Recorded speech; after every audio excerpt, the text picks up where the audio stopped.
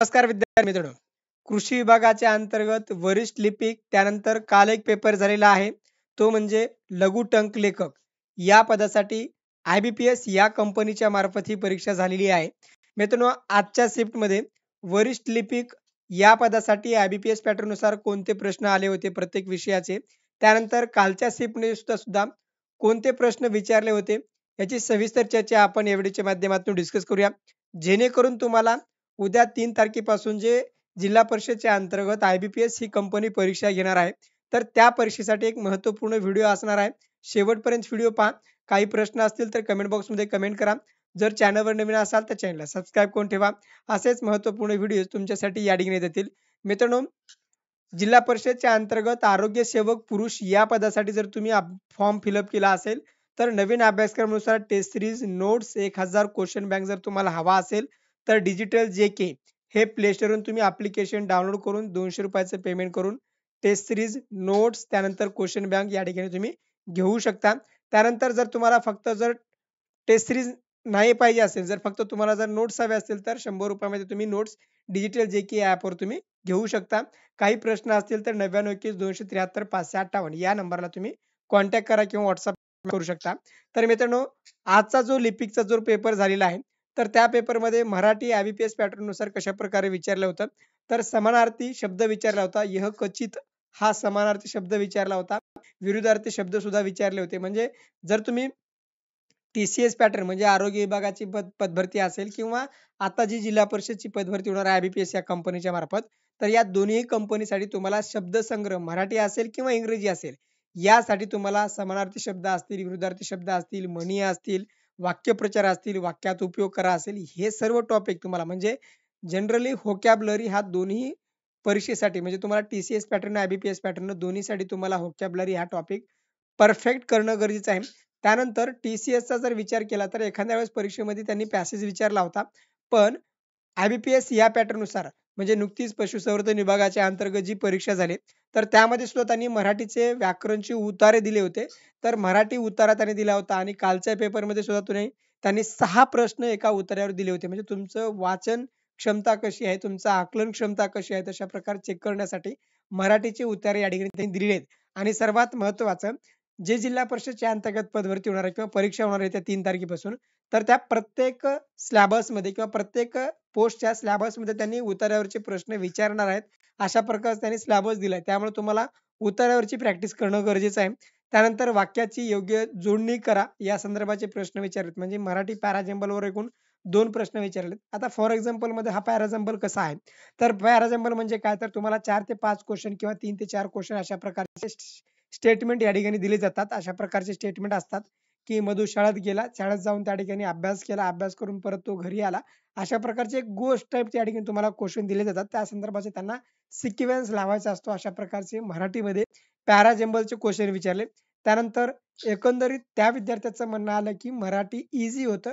पण तुम्हाला समानार्थी शब्द असतील, विरुद्धार्थी शब्द असतील, व्होकॅब्युलरी असेल ते सर्व टॉपिक करणं गरजेचं आहे. बाकी तुम्हाला व्याकरणची तयारी करत असताना म्हणजे उताराची तयारी करताना तुमचं जेवढं वाचन असेल, जसं जेवढं तुमचं आकलन क्षमता असेल तशा प्रकारे तुम्ही अचूक उत्तर देऊ शकता आणि वाक्याची योग्य जोडणी करण्यासाठी सुद्धा तुम्हाला सराव करणं गरजेचं आहे. अशा प्रकारचं मराठी व्याकरण IBPS पॅटर्ननुसार तुम्हाला तयारी करायचं आहे.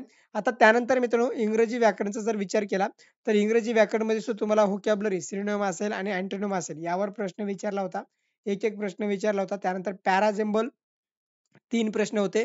त्यानंतर सेंटेन्स अरेंजमेंटवर प्रश्न होते आणि पॅराग्राफवर सुद्धा प्रश्न या ठिकाणी 6 प्रश्न होते. मराठी, इंग्रजी या दोन्ही विषयासाठी तुम्हाला जो काही पॅराग्राफ असेल किंवा उतारा असेल त्याची तयारी करायची आहे. पॅराजंबल असेल, सेंटेन्स अरेंजमेंट असेल आणि व्होकॅब्युलरी असेल. हे सर्व व्होकॅब्युलरी तुम्हाला करणं गरजेचं आहे. व्होकॅब्युलरी संदर्भाचा जर तुम्हाला क्लास जॉइन करायचा असेल तर आपल्या डिजिटल JK या ॲप्लिकेशनवर आपण क्लास सुद्धा आयोजित केलाय, तर तुम्ही त्या ठिकाणी क्लास जॉइन करू शकता. त्यानंतर मित्रांनो, रिझनिंगचा जर विचार केला तर रिझनिंगमध्ये रॉंग नंबर क्वेश्चनचे तुम्हाला ओळखायचे आहेत.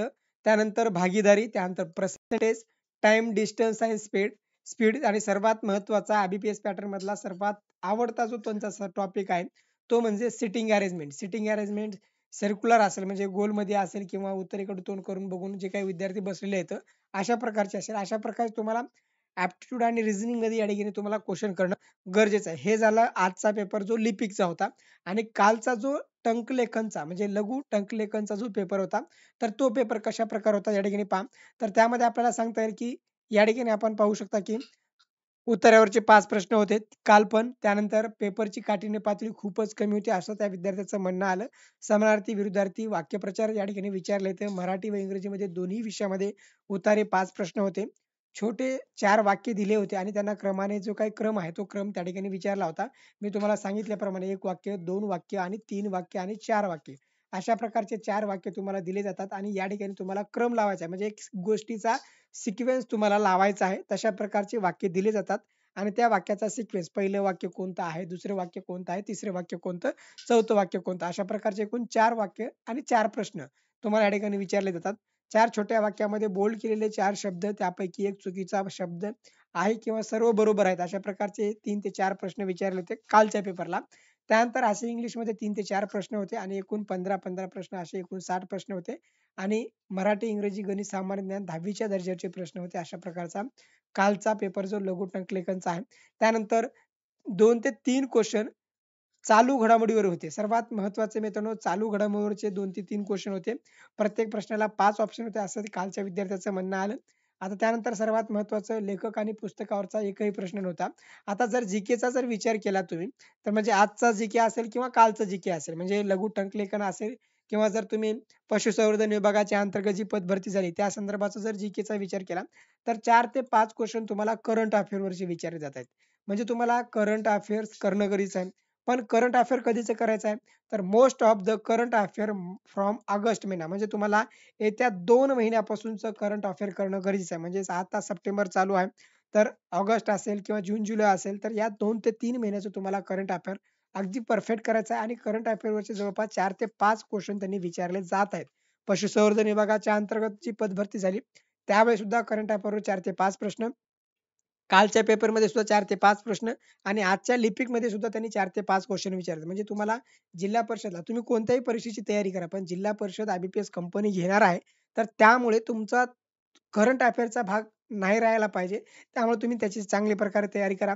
त्यानंतर बाकीचे जे काही नॉर्मल प्रश्न आहेत, ते नॉर्मल प्रश्न तुम्हाला चांगल्या प्रकारे येऊ शकतात. अशा प्रकारे जे काही मोस्ट आय-एम-पी पॉइंट्स आहेत, आय-बी-पी-एस पॅटर्नचे ते तुम्हाला समजून घेणं गरजेचं आहे. जर तुम्ही एखाद्या टेक्निकल क्वेश्चनची जर तयारी करत असाल, फॉर एक्झाम्पलमध्ये तुम्ही ग्रामसेवक या पदासाठी तयारी करत असाल, तर ग्रामसेवकसाठी आपण टेक्निकल क्वेश्चन सुद्धा आपण क्वेश्चन बँक आयोजित केलं आहे. 4000 क्वेश्चन बँक आहे ते तुम्ही जॉइन करू शकता. त्यासाठी तुम्हाला डिजिटल जे-के हे प्ले स्टोरवरून ॲप्लिकेशन डाउनलोड करायचं. तुम्ही कोणत्याही पदाची जर तयारी करत असाल आणि जर त्या पदासाठी जर टेक्निकल क्वेश्चन जर असतील, तर सर्व टेक्निकल क्वेश्चन म्हणजे सर्व पोस्टचे सर्व टेक्निकल क्वेश्चन आपण आपल्या डिजिटल जे-के ॲपवर आपण अपलोड केलेत. ते तुम्ही चांगल्या प्रकारे तयारी करा आणि बाकीचा मराठी, इंग्रजी, जी-के आणि मॅथ रिझनिंगचा जो पॉइंट आहे, तो तो तुम्ही या पॅटर्ननुसार तुम्हाला करणं गरजेचं आहे. इंग्लिशचा जर विचार केला तर चांगल्या प्रकारे इंग्लिशची तयारी करा आणि आपल्या टेलिग्राम चॅनलवर तुम्ही जॉइन करा. टेलिग्राम चॅनलला सुद्धा आपण जे काही वेळोवेळी अपडेट असतात, ते सर्व अपडेट आपल्या चॅनलच्या माध्यमातून आपण देत असतो.